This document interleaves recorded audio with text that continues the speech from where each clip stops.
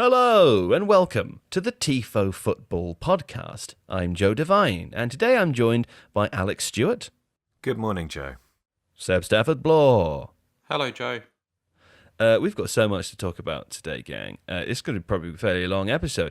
We've got midweek football occurred of a European kind, including PSG. And we've agreed sort of hammering Barcelona. We talk about that quite a lot. We talk about the shape of the future Barcelona. We talk about the Mbappe Haaland axis. That's very exciting. We also talk a little bit about Ousmane Dembele, what's happened there. In part 2, we talk about Marco Rose taking over the Dortmund job as of the summer. We talk about the way that Edin Terzic looks good.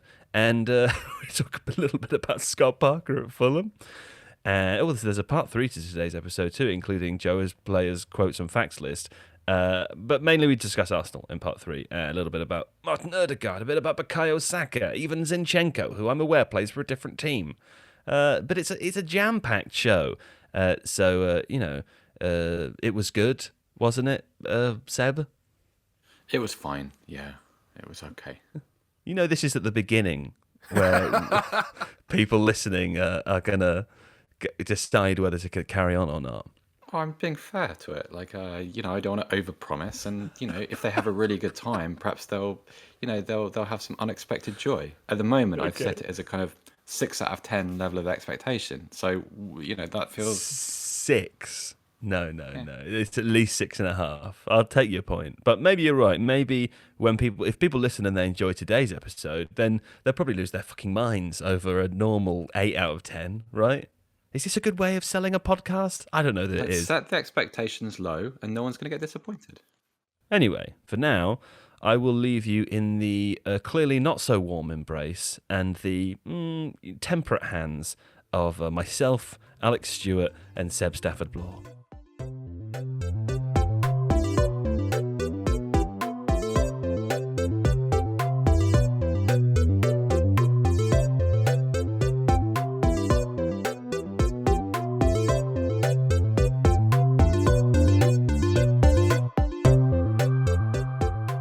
Right, let's begin by talking about PSG, because they hammered, I think that's a fair term, isn't it, Seb? They hammered Barcelona? I think hammered is probably about fair, because even at 1-1, you felt goals are coming, and they're only coming from one team on the pitch. Yeah, it just about qualified as a hammering, didn't it? I think by the end of it, it felt very comprehensive. When Mbappe scored his final goal, it felt not only conclusive, but also kind of right and reflective of what we'd seen for the last sort of hour and a half. I'm going to read something to you from my notes now, Seb. And related to Barcelona. We'll come back to talk about Barcelona afterwards, but I think this is a nice place to start because it felt like a big shifting. The earth was shifting under our feet, yeah? I wrote Barcelona are a ghost of their former self, a shadow. It's like when Samwise Gamgee saves Frodo from the Tower of Cirith Ungol, and he makes his shadow large like a monster to scare the Orcs before he and Frodo descend onto the plateau of Gorgoroth. Except this time, the Orcs, in this case PSG, I guess, the Orcs kill and eat Sam. And they did that, the Orcs, with some direction from Mauricio Pochettino. And that's the first thing I want to talk to you about, because this was my first opportunity to watch Pochettino's PSG side, and I was looking for, Spursy type hallmarks. The only thing I saw that I recognised was just really great football. Is that fair? Likeable person on the touchline, smiling Poch, happy Poch. I recognised all those happy things. Players. People seem to be relaxed.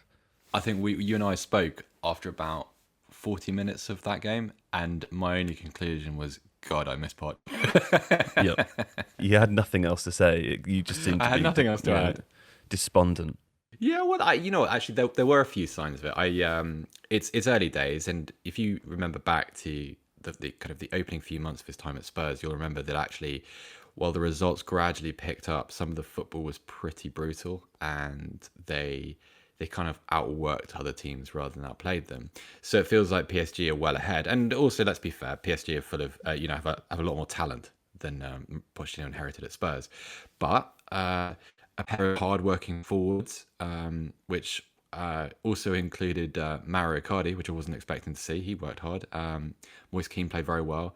And as well as brilliant as he was with the ball, like one of the things that I took away from that game was watching Kylian Mbappe drop back and work hard to protect his fullback behind him. I thought it was really impressive, and that's a very Poch thing.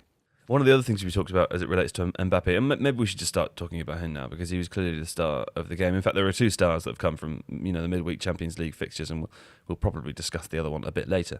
But the main thing I noticed about Mbappe, other than his brilliant goals, is that in games, particularly for France, where I've watched him play, often his role is breaking the final line, running in behind, waiting for those passes in. In this game, he had a much more well-rounded performance. He was in the 10 role quite a lot. It seemed like Verratti was doing a lot of work with and without the ball, and they felt like there was a lot of space for Mbappe to run with it. And there were moments, mostly throughout the second half, I think, where we could see just how press resistant he is. I mean, he was carrying the ball from all sorts of corridors through the pitch, beating 3 or 4 players at a time before making a pass off. He's not just a one-trick pony, is he? He's a player that we think of as exceptionally speedy and very, very deadly and accurate in front of goal. But those performances, the ability to have those kind of performances deeper on the field is something I'm sure people knew existed, but was new to me. Yeah, well, it was quite new to me as well, because there were times during that game where he was almost playing as a number 10, like both in function and position. It was really interesting to see. Your point about France is worth exploring too, because I feel like that's a beginning point of a conversation about Didier Deschamps and whether he's the right person to get the most out of that group of players. Sure. It's also, I felt as if Mbappe, he was brilliant, but he took what he was given on Tuesday night, didn't he? And I felt as if some of the spaces that he inhabited and some of the effect that he had described a lot of what's wrong with this Barcelona team and a lot of the kind of the imbalances, particularly in midfield. No, absolutely. Before we move on to Barcelona, this PSG side, at the beginning of the game, I wasn't entirely sure how it was going to go because I'm aware that they're starting without Neymar, without Di Maria. It seems that there are a couple of significant injuries to the team. They look so well balanced, Alex. It's a kind the question that comes to me afterwards is, well, actually, what do you do with Neymar? Yeah. So there's a thing called the Ewing theory, which is that teams play better without their star players. Is it anything to do with sheep? Where do the sheep come in? No, it's a basketball player. I can't remember which one. Patrick Ewing. Patrick Ewing. Right. Okay. Yeah. Patrick Ewing of Space Jam fame, I believe. Sure. Probably his finest moment. It was. And I don't. It's arguable that Neymar actually isn't PSG's star in terms of playing ability because Mbappe is Mbappe, but obviously he has a greater kind of clout in the game or a greater period of time at the highest level. And PSG, I guess, you'd be silly not to try and include him, but then are you shifting Mbappe back across to the right-hand side where he has tended to play? Is he going to be as effective there? Is there some way of working without maybe Icardi and playing kind of more fluid front three where you've got no one who's a sort of out-and-out striker, but you have that player rotation, which I think is something that Pochettino has done before at Spurs. Seb will correct me if I'm wrong. Because you can't really not play Neymar for various reasons. So it's going to be intriguing to see how he manages it. But I think Pochettino has the personality and the experience to be able to do that. Yeah, okay. My next question then, I suppose, is relates to this in some way. Also, Patrick Ewing was also in The Exorcist 3. I don't know if anybody wanted to know that. But was he really? He was. As a silent cameo. What, as just a member of the public? Because isn't Patrick Ewing 7 foot tall? I guess so. I don't know how many members of the public there are in the Exorcist films. I mean, to be honest, I've only seen the first one. I'll be completely honest, I didn't go beyond the first one either. So sure. Is he a walk-on? Is it Patrick Ewing playing himself? Or is it just, oh, look at that exceptionally tall member of the public walking in? I can't answer that question, but I can answer a different one, which is what did he say in the 2009 ad for Snickers? Well, he suggested that those who eat the candy bar might get dunked on by Patrick Chewing. That doesn't make sense. That's a bad joke. The reason I was going to link my question to what Alex was saying is because Mbappe, Haaland. There's a new Messi Ronaldo axis or whatever it's called. I love Champions League, and when I saw Mbappe score the hat-trick yesterday, I got free motivation. So thanks to him, and yeah, it was a nice evening. I'm actually excited by it. I know that it's,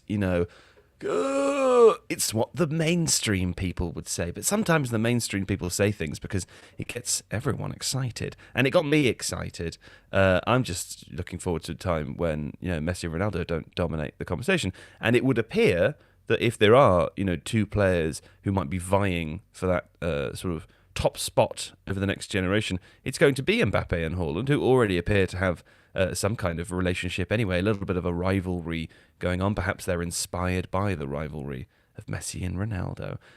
But somebody, rose the question yesterday. I can't remember who it was on Twitter. Someone I follow saying, with a Twitter poll, you can't buy both, or you can't buy. You can only have one of these players. The list including Mbappe and Haaland. And I was starting to think about things from a Manchester City perspective. If you're Manchester City, sitting there and watching the game, PSG Barcelona this week, and you're thinking, we're working very hard, presumably, I don't know, to try to secure Lionel Messi at the end of his contract this summer, and we're going to pay him so much money that we wouldn't be able to afford to buy anybody else. But should we really be doing that now? Do you know what I mean? Why aren't they trying to buy Haaland? Why wouldn't they be trying to buy Mbappe? Let's just assume that they could only afford one player in terms of wages. Is Messi now the wrong choice? It's two different questions, though, isn't it? Because your reasons for signing one are different to your reasons for signing the other. Because it's not really about football. You know in the film Ready Player One, where like they're all running around that little world and they're trying to find the keys, and they're kind of it's a singular contest in which there's only one objective.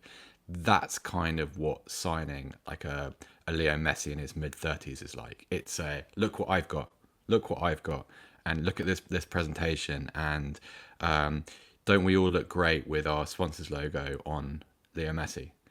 It's not really about what happens next. Whereas obviously, if you sign a Haaland or if you sign an Mbappe, then it's about the next decade, isn't it? So they're two different tasks, Joe. Right, well, let's explore that then, because they're both going to be signed by someone, I would imagine, unless PSG double down and win the Champions League this summer and turn into, all-time greats. Imagine that. Anyway, there's a school of thought which would suggest that, which one you prefer probably describes your tastes as a fan. Alex? Can I pick a tidy defensive midfielder instead? Because no, that's you cannot. How I like them. No, you Okay. cannot. You pick one of these players. Yeah, I mean, I think obviously they're two different types of players. There is a kind of a brutality and a speed with the way that Haaland conducts himself. Mbappe has more finesse, possibly. I think you made that point as well about Mbappe dropping off, being a bit more creative. Someone described him on Twitter as being like if you took Thierry Henry and made him 25 to 30% faster on and off the ball. He has that ability to do all sorts of different things. So I guess if you're looking for a kind of blunt object, winning brutality, to go back to that word, then you're a Haaland guy. And if you like finesse and smoothness and skill, maybe you're an Mbappe guy. I think it's interesting because their paths in the game are going to be divergent. I can see Mbappe staying at PSG for quite a long time, actually, whereas Haaland's going to move, and I wonder whether he becomes a bit more nomadic, and there is an echo there of Ronaldo moving around considerably more than Messi has done, and that people have a kind of loyalty to PSG through Mbappe, but follow Haaland as an individual as he moves from club to club. I don't know. It's going to be really interesting to see it play out. I mean, I guess the thing to say at the moment is Haaland is a year or two younger than Mbappe, right? And I think, the same way that we were describing Mbappe during this Barcelona game, doing things certainly that me as a occasional observer hasn't seen before in terms of the dropping into the 10, the slightly more finesse. I would say a year ago, my expectation of Mbappe was that he was super fast and he could run in the back and he was kick the ball pretty hard. That's what I see as Erling Haaland. So perhaps there's still time to develop, of course, but as it currently stands, I think you're right. It does appear that Haaland is he's an exceptionally effective striker. I mean, the goals that he scored. So I watched them last night. Dortmund playing Sevilla. It was an interesting game, actually. It was a slightly weird one. Dortmund started very brightly. Sevilla got this sort of unusual deflected goal after a nice bit of chopping, and after that point, Dortmund established themselves within the game and just completely dominated. I mean, Sevilla, a team that have looked pretty decent in La Liga recently, versus Dortmund, who I think have looked very shaky in the Bundesliga. It was not the tone of the game that I think was expected, and one of the reasons for that was because of Haaland. Every single time he got the ball, even when he didn't have the ball, he was charging at a defence which was clearly afraid of him and was backing off to its detriment. And a couple of the goals came from scenarios like that. Backing off too far, Haaland's either able to play a little 1-2 with Royce to get in behind, or is smashing the ball from ahead. And you can see that players who are probably, in some cases, 10 years his senior, treat him with a reverence that you would only treat players like Lewandowski or Ronaldo or Messi. But I suppose, Seb, we're yet to see how he can expand his game beyond that. I mean, the argument would be if you score 18 Champions League goals in 13 Champions League games, then you don't need to expand your game beyond that. But what do you think? I think the underappreciated part of Haaland's game is the way he combines with the players around him. Like, people talk about the relationship he has with Jadon Sancho, and that seems to have unlocked like a different part of his skill set. Like, his combinations are very good, his movement is brilliant, obviously, but it's not just kind of what he does beyond the last man and in the act of scoring. And so the case becomes like the question becomes, what happens when you surround him with not just kind of developing talent but properly realized ability? What happens if you replace a Sancho with a De Bruyne, for instance? And I think that's what's interesting about that. A word on Ousmane Dembele too, because he was a player a few years ago we were expected to be, big star of the game. We appreciate, of course, that he's had injury issues and he's in what I think is fair to describe as a struggling Barcelona side. Seb, you make the point here that he was kind of outperformed by Moise Kean this midweek. What are your expectations of him? Shouldn't he be currently occupying a similar territory to the one that we're discussing?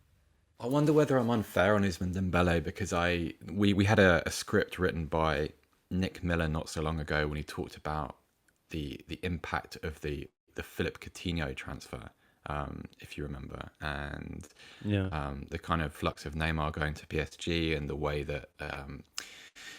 that Barcelona tried to kind of compensate for their loss, and Dembele in a way was a beneficiary of that, but also a victim. And clearly injuries have been a problem, but you can't help notice that as a casual fan, as someone that doesn't watch week to week in the La Liga, like, you would think every time Dembele comes across your screen, he's doing something crap in an important moment. Like, you think back to what happened at the end of that first leg against Liverpool before the 4-0 reversal at Anfield.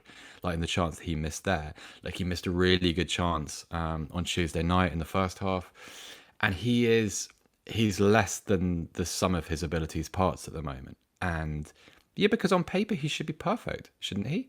I mean, he should be an ideal wide forward in that system. He should be able to work beautifully with someone like Messi, even at this stage of his career. He's a nice little complement to Ansu Fati when he's fit. He should have worked better with Luis Suarez when he was at the club. And yet he just seems like a really decadent instrument that just doesn't work. That is kind of out of pitch all the time. And I don't have a more educated perspective than that, but it's just an observation, really, Joe. Yeah, I feel sorry for him. Let's talk about Barcelona generally, though, because it must be difficult for Barcelona fans to watch what is undoubtedly, I suppose the nicest way of describing it is as a recycling, right?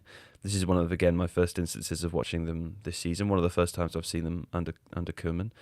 And I'm so used to, I have this kind of trigger response to seeing an English team facing Barcelona, which is terror.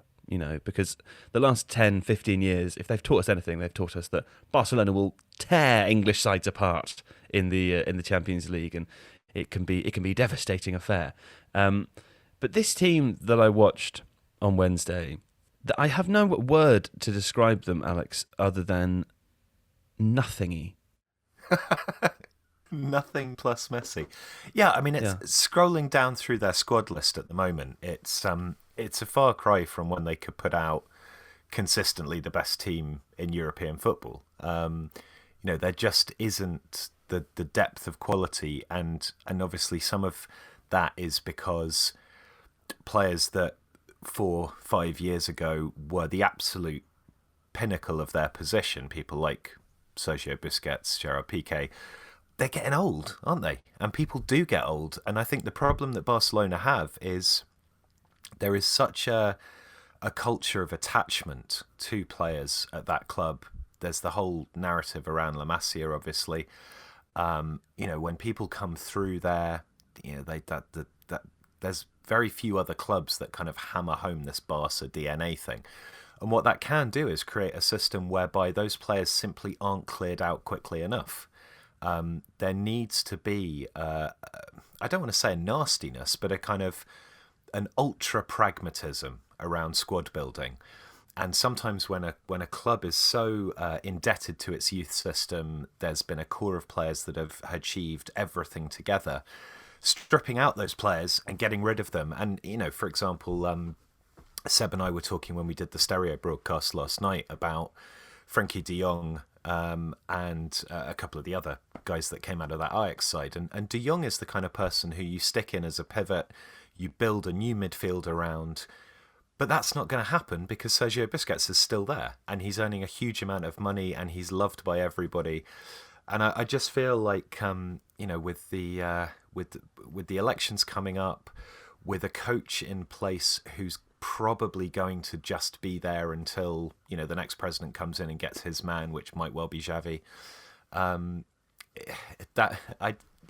It's very difficult to see anything other than this sort of stumbling continuity, which feels like the right thing for Barcelona because of this heritage, but is absolutely the wrong thing for them for football reasons. Well, let me say two things. The first is I'm glad you mentioned Sergio Busquets because my sort of favourite moment of the game was when he was substituted off sort of midway through the second half. And, he gracefully walks to the edge of the pitch. He sits down in his little seat in the stadium, unshaven. He's looking old, right? And I'm watching it thinking, I'm looking at the expression on his face. David Attenborough should be narrating this, right? This feels like when you watch Blue Planet or whatever. No, that's in the sea, wasn't it? When you watch Life and you have the bit about the big old buffalo, which, buffaloes are pretty fucking stupid, right? But they're clever enough to know the unspoken social hierarchy when the old buffalo is displaced by the young buffalo and you look at its eyes and every other time all you see is just like a stupid buffalo or like hungry for grass or whatever it is that buffaloes do. But this time you see a melancholy, you see you see a crumbling empire, you see Rome has fallen, and you see recognition. And I'm not claiming that Sergio Busquets is A, like a buffalo, or B, saw Rome falling, but there was just something about the way that he sat down. And another stat that I have here that I think the commentators mentioned at the beginning of the game, which really more than anything that we've talked about so far emphasises the reality of this transition, is that apparently Pedri, 18-year-old young Pedri, made more Barcelona appearances than any other player this season so far. So the tide is shifting. I suppose really it's just, we have to think about where this next Barcelona team even comes from, Seb. I mean, is it from within? Are you impressed by the other young players you've seen? Because a number of them were substituted on in the second half. It feels like there needs to be a sort of a middle band between what's sort of moving out of the club at the moment and what's coming in the future. It feels like there's a big chasm between those two generations. I like Pedri. I think Trincao might be quite a good player at some point. Arroyo is a good player. Fati, we know, is a very good player. But can you see like a team being constructed out of those parts immediately or within a year or two? I don't think so. I think what this Barcelona is at the moment is kind of a legacy of how poorly the club have spent money.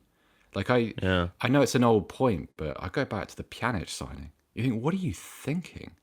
Not necessarily like, okay, maybe Artur isn't the right player there, and I thought he was good. Wasn't that some kind of special swap though, which did some helping too?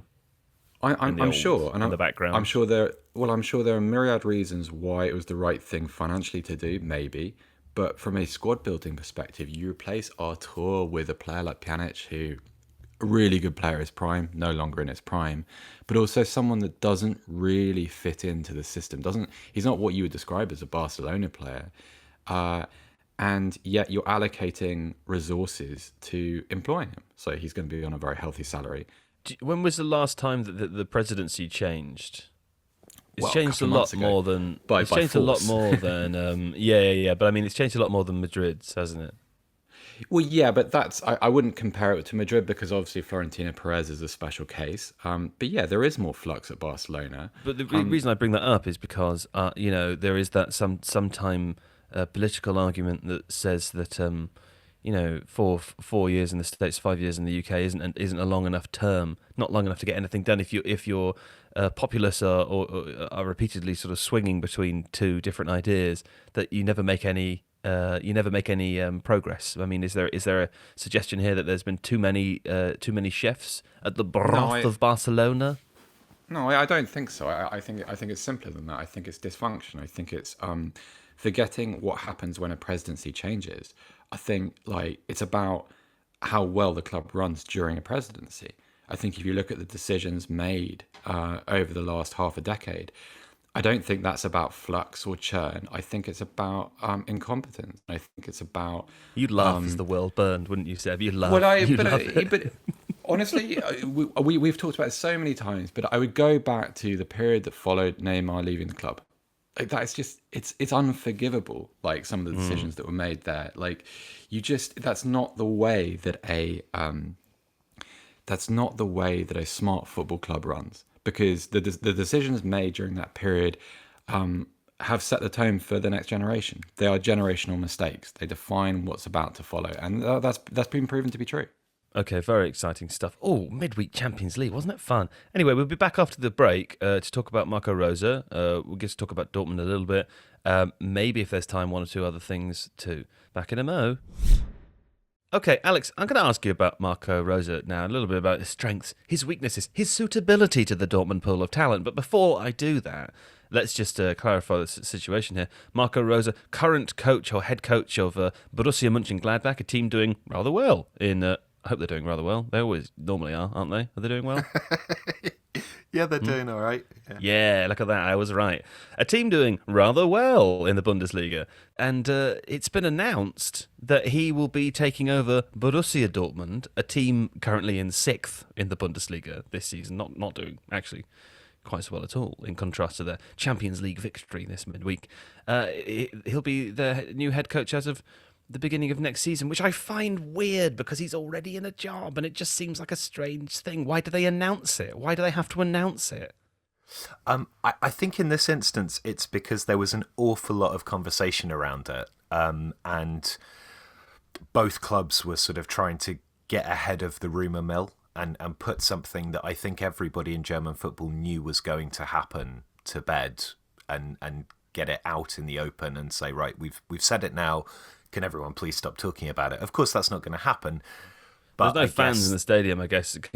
Rosa's kind of lucky in a sense, isn't he? Because I don't think people wouldn't be particularly happy about that. No, I guess not. And Rosa has built a very exciting Borussia Mönchengladbach team. Gladbach in German football are a club that are traditionally associated with a kind of young, exciting attacking style of play from their great team of the 1970s, and he's sort of rediscovered that and rekindled it for Gladbach. So losing him to one of the other 2 or 3 big clubs in Germany is obviously going to sting quite a bit. Okay, well, listen, I watched Dortmund last night and I see exciting young talent. We have Sancho, we have Haaland, we have Bellingham, we even have Mo Dahoud, who scored a fantastic goal last night. We've Kanji. Talk to me about Marco Rosa. Is he suited to this pool of players? How do you think, what's his management style? What does he play like? What should I expect? What do I want to know? Tell me about Rosa. So he's very much in the sort of come out of Red Bull German style of coaching. You can expect familiar old to see play.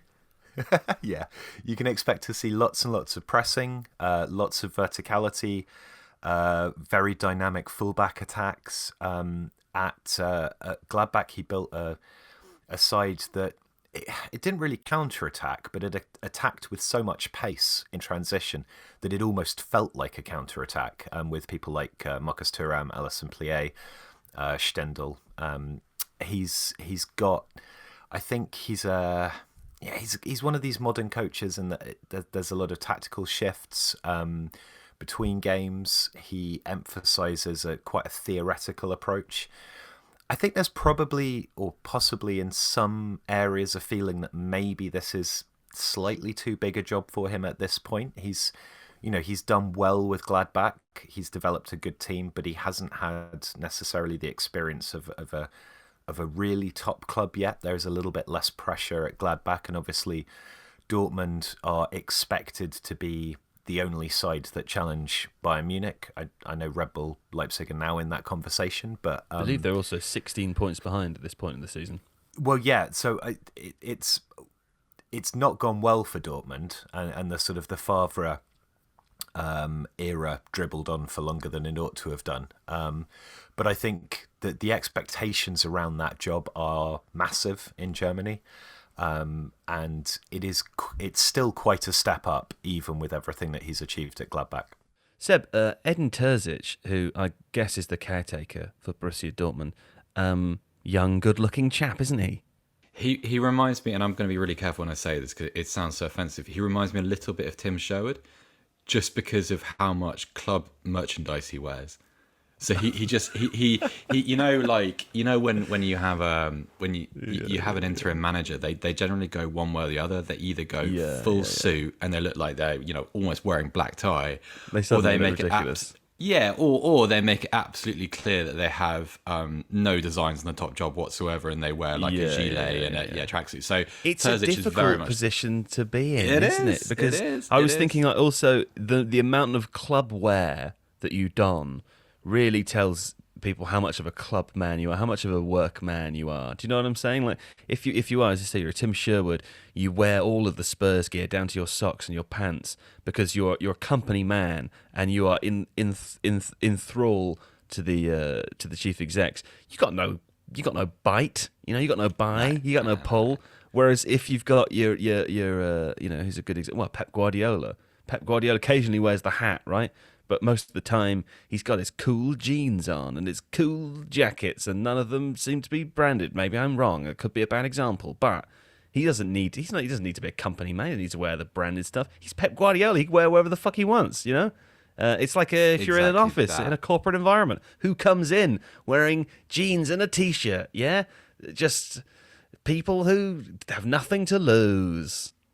Anyway, Edin Terzic really does have nothing to lose because it's already been announced that he's not keeping his job past the summer, which again, to me, maybe, I'm sure there are all kind of reasons for it, right? But to me, it's just weird. I don't mean he's not going to have a job. I just mean he's going back down from the top job to the other job. He hasn't. His audition hasn't been successful, is what we'd probably say there. Sure, but you know, good-looking chap anyway. Okay, a quick word on Scott Parker, another good-looking chap. Isn't this weird? At Fulham, I watched their game at Burnley. I didn't. I'm reading Seb's notes here. I watched their game at Burnley and have a few conclusions if they're needed. They're good. I think they might save themselves too. So, as listing my conclusions were, my first conclusion was, Seb? That if you're chasing down a Newcastle United team without Callum Wilson for a couple of months, then you have a chance. And secondly, I'm super impressed because if you remember what the issues were at Fulham last time they were in the Premier League, which was a lot of players, a lot of transient characters, a lot of flux, and just nonsense, just absolute chaos everywhere. Like, Parker has had elements of that to deal with. So there have been a lot of new players, and he's constructed a new side on the fly in the middle of a season without the benefit of a full pre-season with all of these players. They make sense. I mean, if the season was to start today, and again from zero, they'd survive. That forward line with Lookman, it looks really nice. The midfield is working properly. Harry Reid is playing extremely well. And the defence has been good. Like, they conceded a sloppy goal at Burnley. I'll admit that. If you let Ashley Barnes do that, then that's not a positive. But at the same time, he has succeeded where a lot of other managers failed last time round. And I do mean a lot, because they went through 4 managers in a single season last time. So it's impressive. And even if they go down, Scott Parker's done his reputation a lot of good there.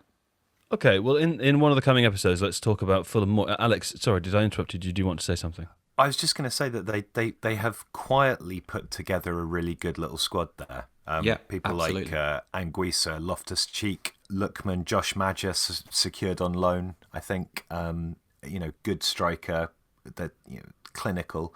So there's something bubbling up there, and I think if Parker continues to get them to click, and Newcastle continue to be Newcastle without Wilson, I think Seb's got a good point there. Yeah. Okay. We'll be back after this short break to talk about Arsenal. This is the Tifo Football Podcast. Okay, we're back now, and we're going to talk about Arsenal now, because we said that we would the other day. But before we do, I'm going to use this as an opportunity to step back into Joe's player quotes and interests list.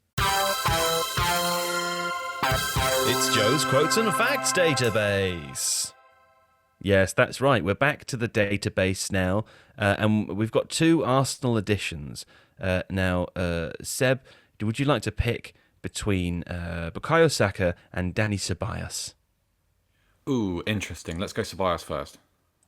Okay, well, Dani Ceballos' dreams were dashed at the age of 14 when he was released by boyhood club Sevilla as he suffered with chronic bronchitis. To balance the sad quote, I've chosen... I've chosen this quote. And this is from a now deleted tweet, according to all sorts of UK newspapers, that was posted some time ago, a long time ago. The tweet reads, "They should drop a bomb on the stadium and kill all those Catalan and Basque dogs." I remember that controversy. That was quite a few days for Dani Ceballos. That is a controversy. Sorry, what is the context of that? So when he was a Betis player, this appeared in like one of those Catalan dailies, and it was a historic tweet. I mean, it's so the Mirror say Ceballos gained notoriety in 2015 when he tweeted that a bomb should be dropped on the Camp Nou during a Barcelona game. Barca were playing Bilbao, who hail from Spain's Basque region, in the Copa del Rey final in 2015, when the midfielders' indiscretion took place. Don't really understand. It doesn't really give much. The Mirror article ends with "a colourful past indeed." Anyway, let's do Bukayo Saka now, because he's a little more fun. Bukayo Saka. The fact about Bukayo Saka is that his name Bukayo originates from the Yoruba tribe located in southern Nigeria, meaning adds to happiness, which is nice, isn't it? Because I feel like as a player, he does add to happiness. That's very nice. That's lovely. Heartwarming. Sure. Yes. There we go. Heartwarming indeed. And the Bukayo Saka quote is, "They should drop a bomb on the Oh wait, no, that's the other one. Sorry, hold on. No, this was a nice quote too. It was just a crying, laughing emoji, crying, laughing emoji, crying, laughing emoji. That was the quote. But of course, the context was he was quote tweeting the Athletic's very own Art de Roche, who posted a meme of Michael Jordan saying something about a thing, and I can't remember the joke. And I was really thinking about I should write this down. I thought I should write down the context so that I remember it. And I thought, come on, Joe, you'll remember. You're a professional. And then I thought, yeah, that's right. I don't need to write anything down. But I can't remember.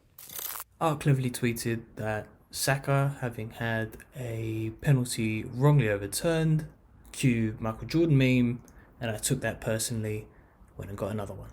Saka loved it. Well, there we go. That was Joe's player quotes and interests intrigue list. It's Joe's Quotes and Facts database. And we'll be back again on Thursday with another, whatever day it is, no, Tuesday, with more of those things. But before we go, let's talk about Arsenal. But I'm going to come to Alex first to ask you this, and we bear in mind that as we record, Arsenal play in the Europa League tonight, so perhaps there'll be an update on this. But what did you make of Martin Odegaard's performance at the weekend as a 10, Alex? Reasonable. I think as part of a unit, Arsenal are developing a nice line play behind Aubameyang, presuming Aubameyang goes forward as a striker. you've got three players there in Saka, Odegaard and Smith Rowe, who are mobile, who roam around. Odegaard likes to drop off a little bit. Smith Rowe likes to occupy wide spaces, and that creates a kind of a nice ability for Arsenal to get players between the lines where longer passes from the back or from central midfield can find them. And I feel that's something that they've been lacking a little bit recently. So although he didn't necessarily stand out to me as being brilliant, you can see how the overall change in the dynamic of that second line of three is going to be really beneficial to Arsenal going forwards. Hey Seb, are Arsenal good now? Because I'm lost. I don't know. You can watch them and you can find them quite interesting and exciting, and then you can look at the Premier League table and they are still behind Jose Mourinho's Tottenham, which means that is the kind of the floating line of goodness or competence. If you're beneath it, you're not good. But there are things to like. I really like the way Saka's played. I really like the prospect of what Odegaard might do, and Aubameyang is starting to play quite well as well. And it's. I would certainly be more interested in the project. I know that's a horrible footballism, a modern footballism, but it is. There's more to be enthusiastic about. I don't know whether they're good. I wouldn't trust them to win enough games to achieve anything at the moment, but it feels like their trajectory has been adjusted in a positive way. Let's put it that way. Let's be political about it. Okay, I'm going to ask you to continue to be political now, because you're desperate for this Friday show to have some kind of forward-facing element to it, right? And normally what we do is we spend so much time talking about the past, and I interrupt so much that we lose this element off the end. But we're here now, and no one's got a meeting at 11. So you've written here that you're excited about an intriguing little battle between Zinchenko and Bukayo Saka that could occur this weekend, because of course Arsenal play Manchester City on Sunday. What are your expectations? And tell us in detail so that we can laugh at you on Tuesday. Well, it feels like a battle in isolation, because obviously City are heavy favourites for that game.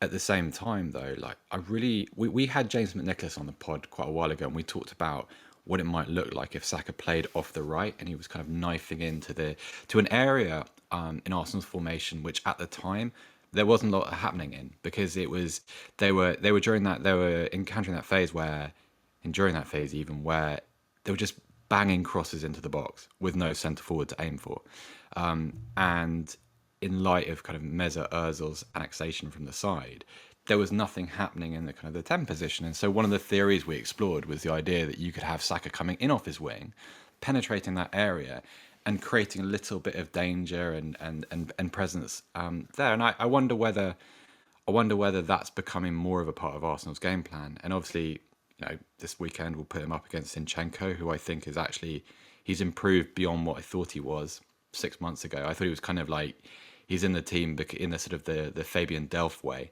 in the sense that, right, well, Mendy's, his body's kind of let him down. So Zinchenko's a good enough footballer really to sort of fairly inoffensively fill anywhere on the pitch, any position.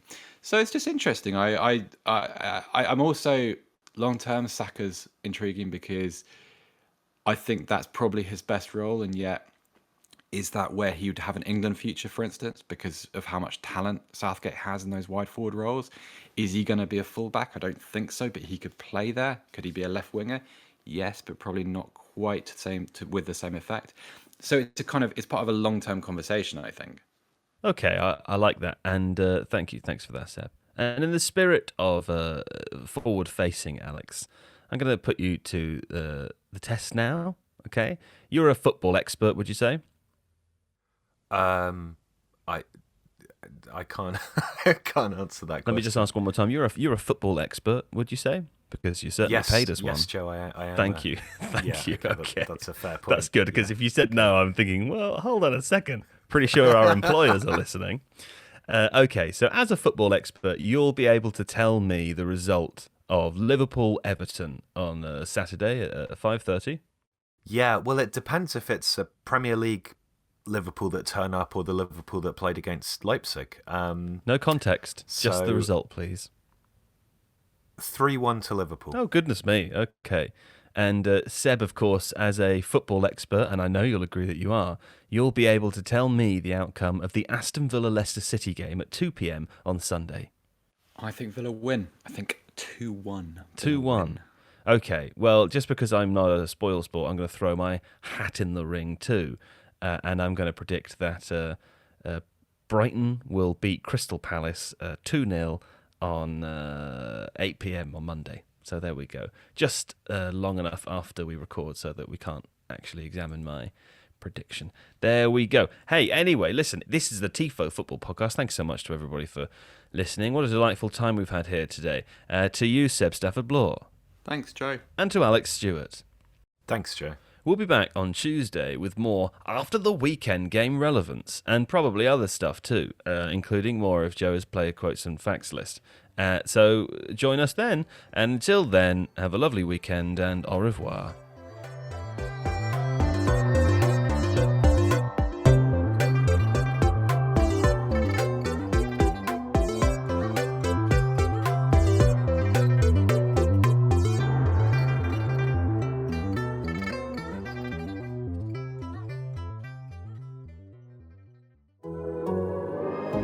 The Athletic.